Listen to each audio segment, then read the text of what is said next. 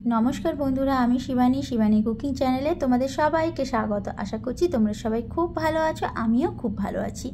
आजके आमी आबार एकटा रेसिपिर साथे तोमादेर काछे चले एसेछि। तो बंधुरा आजके आमी मटनेर एकटा रेसिपि बानिये तोमादेर देखाबो। तो बंधुरा आजके मटनेर रेसिपिर जोन्नो आमार चाই हलो मटन। एखाने आमी 1.5 किलो मतन मटन निये निয়েছি। मटनटाके खूब भालो करे धुए परिष्कार करे निয়েছি।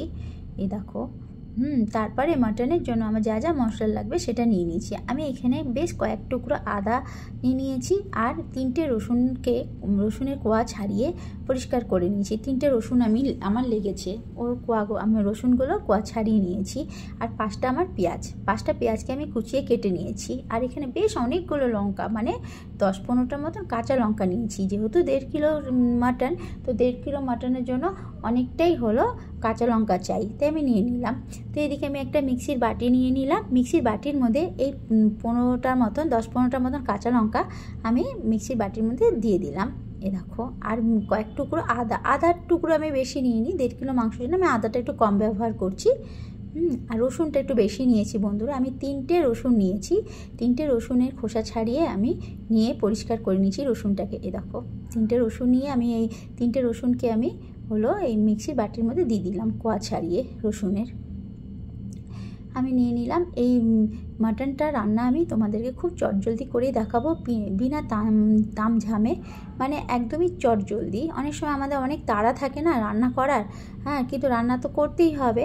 তো সেই জন্য জলদি রান্না কি করে করা যায় সেটাই করে দেখাচ্ছি। আর এদিকে আমি বেশ অনেকটা গোলমরিচ নিয়ে নিলাম।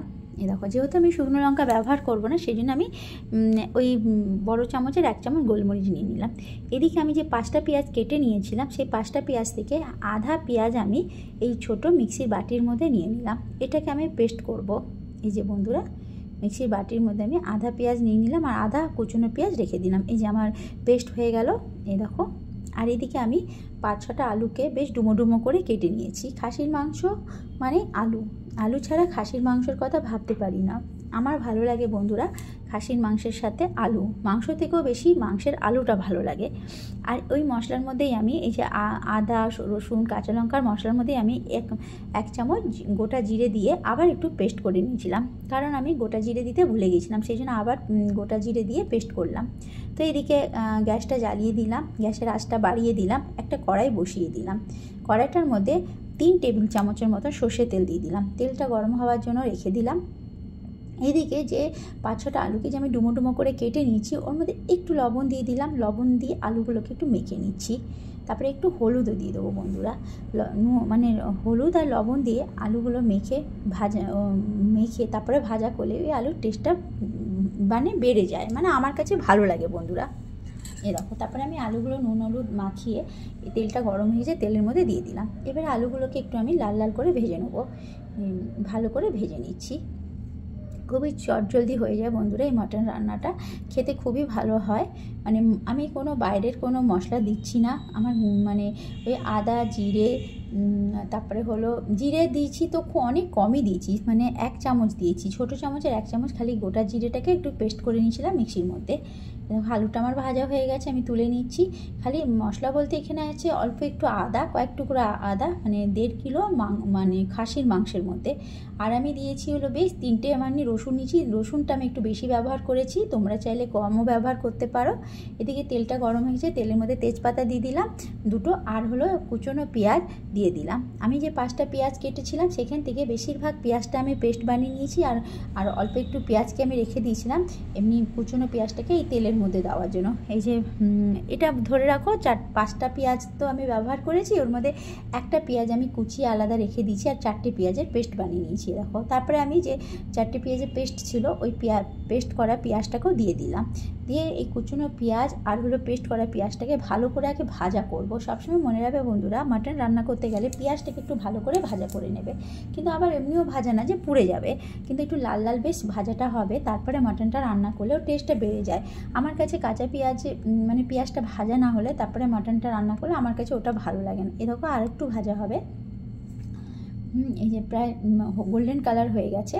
এবারে আমি আদা রসুন কাঁচা লঙ্কার পেস্টটা দিয়ে দিলাম। ওর মধ্যে আমি এক চামচে জিরে দিয়েও পেস্ট, মানে জিরেও আছে এর মধ্যে, মানে গোটা জিরে দিয়েও পেস্ট করেছিলাম।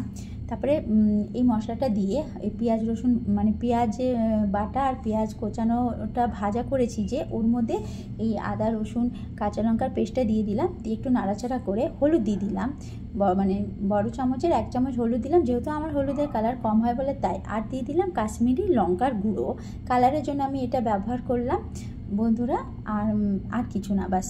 আর এদিকে মাটনগুলো যে আমি ধুয়ে পরিষ্কার করে রেখে দিয়েছিলাম এই মশলার মধ্যে মাটনগুলো দিয়ে দিলাম। এই দেখো মাটনগুলো আমি দিয়ে দিচ্ছি, মাটনগুলো দিয়ে দিলাম। হ্যাঁ, এইভাবে একবার মাংস রান্না করে দেখো, খেতে খুব ভালো লাগে। কোনো আমি মিট মশলা বা বাইরের কোনো মশলা আমি ব্যবহার করছি না। তারপরে একটুখানি লবণ দিয়ে দিলাম, মানে 1 চামচের মতো লবণ দিয়ে দিলাম এই মাংসটা কষাবার জন্য। তো মাংসটার মধ্যে একটু লবণের ভাবটা ঢুকে যায়, মানে লবণটা ঢুকে যায়, তাতে কি হয় খেতে একটু ভালো লাগে। এইভাবে আমি এবারে কষিয়ে নেবো। আমি না বন্ধুরা, তোমরা এটাকে ধিমি আঁচেও কষাতে পারো, আমি আঁচ বাড়িয়ে কষাচ্ছি। এদিকে আমি 2টো টমেটোকে টুকরো করে কেটে নিয়ে এই মাংসটার মধ্যে দিয়ে দিলাম। এটাকে মানে টমেটো দিয়ে দিলাম মাংসটার মধ্যে, টমেটোটা পুরো গলে যাবে। তারপরে খুব ভালো করে কষিয়ে নিচ্ছি আমি মাংসটাকে, আঁচ বাড়িয়ে আমি কষাচ্ছি, আমি ধিমি করিনি আঁচটা। মাংস থেকে নিজের থেকে জল গলছে, এই দেখো। খুব ভালো করে এবার আমি কষাচ্ছি, আর কোনো মশলা আমি ব্যবহার করব না। এবারে আমি কষাতে থাকবো, যতক্ষণ মাংসটা থেকে তেল না ছাড়বে ততক্ষণ আমি কষাবো মাংসটাকে। এরকম খুব ভালো করে কষাচ্ছি আমি, বাস নেড়ে নেড়ে নেড়ে কষাচ্ছি। আমার মানে আদা কষানো যখন হয়ে যাবে তখন আমি কি করেছি, আলুগুলো দিয়ে দিলাম, যে ডুমো ডুমো আলুগুলো কেটে নুন হলুদ মাখিয়ে যে ভাজা করে রেখেছিলাম সেই আলুগুলোকে দিয়ে দিলাম। আলুগুলো মাংসের মধ্যে দিয়ে আর একটু কষিয়ে নেবো, তাতে কি হবে আলুর মধ্যেও মাংসের কষানো মশলার যে ফ্লেভারগুলো আছে সেগুলো ঢুকে যাবে এবং খেতে খুব ভালো লাগবে। খুব ভালো করে দেখো নাড়িয়ে নিচ্ছি আমি, একটুখানি কষাতে খাসির মাংস কি কষাতে একটু টাইম লাগে। দেখো আস্তে আস্তে এই সময় আমি আঁচটাকে মিডিয়াম করে দিয়েছি। দেখো তেলটা আমার প্রায় ছেড়ে এসছে, দেখো কষানো প্রায় হয়ে এসছে আমার। আমি এই সময় হলো আঁচটাকে ধিমি করেছি, ধিমি মানে কি মিডিয়ামে করেছি। এদিকে আমি একটা কুকার নিয়ে নিয়েছি, মানে খাসির মাংসটা আমি কুকারে করব। কড়াইতে আগে আমি কষিয়ে নিলাম, কেন কুকারে আমার কষাতে অসুবিধা হয়, সেই জন্য আমি কড়াইতে কষিয়ে নিলাম। এবার একটা কুকার নিলাম, কুকারের মধ্যে মাংসটা আর আলুটাকে আমি দিয়ে নিয়ে নিচ্ছি আর কি। দেখো আমি কুকারের মধ্যে মাংস আর আলুটাকে নিয়ে নিলাম। এইভাবে একবার করে দেখো বন্ধুরা, এই ঠান্ডার দিনে খাসির মাংস কিন্তু ভালোই লাগে, সাদা ভাত হোক পোলাওর সাথে হোক বা রুটি পারাটার সাথে তো খাসির মাংস ভালো লাগে। এরকম আমার মাংসগুলো আমি কুকারের মধ্যে নিয়ে নিলাম, মাংস আর আলুটাকে। এরপরে আমি কিছুটা জল গরম করে আগের থেকে রেখেছিলাম, গরম জল ব্যবহার করবে বন্ধুরা, হ্যাঁ ঠান্ডা জল নয়। আমি গরম করে জলটা রেখেছিলাম, সেই গরম জলটা আমি দিয়ে দিলাম।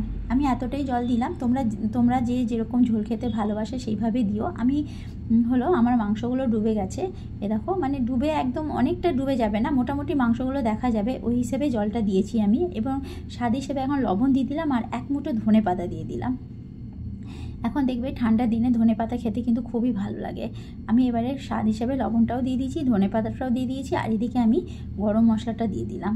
এ দেখো গরম মশলাটা দিয়ে সবকে ভালো করে হাতা দিয়ে নেড়ে চেড়ে নিলাম। এ দেখো নেড়ে চেড়ে নিয়ে এদিকে আমি মানে আগের থেকেই হলো মাংসের যে চর্বিটা থাকে আর মেটেটা থাকে ওটাকে আলাদা করে আমি রেখে দিয়েছিলাম, যেহেতু কষাবার সময় আমি এই জন্য দিইনি, তাহলে চর্বি আর মেটে না গলে যায়। মানে কষানোর সময় যদি আমি মাংস যখন কষাচ্ছিলাম তখন যদি চর্বি আর মেটেটা দিয়ে যদি কষাতাম তাহলে মেটেটা চর্বিটা না গলে যেত, সেই জন্য আমি আগের থেকে দিইনি মাংসটার মেটে মানে চর্বিটা আর মেটেটা। তো এখন আমি ঝোলের মধ্যে দিয়ে দিলাম। তো আমি হলো 4টে সিটি দিয়েছি, তো আমার রেডি হয়ে গেছে মাটনের ঝোল, লাল লাল মাটনের ঝোল, কিন্তু শুকনো লঙ্কা নয়, খালি কাশ্মীরি লঙ্কা দিয়ে করেছি। বন্ধুরা দেখো দেখতে কতটা সুন্দর হয়েছে, খেতেও কিন্তু অতটা সুস্বাদু হয়েছিল। তো বন্ধুরা তোমরা একবার বাড়িতে বানাবে। আমার আজকে রেসিপিটা যদি তোমাদের ভালো লেগে থাকে তাহলে আমাকে একটা লাইক কমেন্টস আর একটা সাবস্ক্রাইব করে দিও বন্ধুরা। তো আজকের মতো টাটা বাই বাই।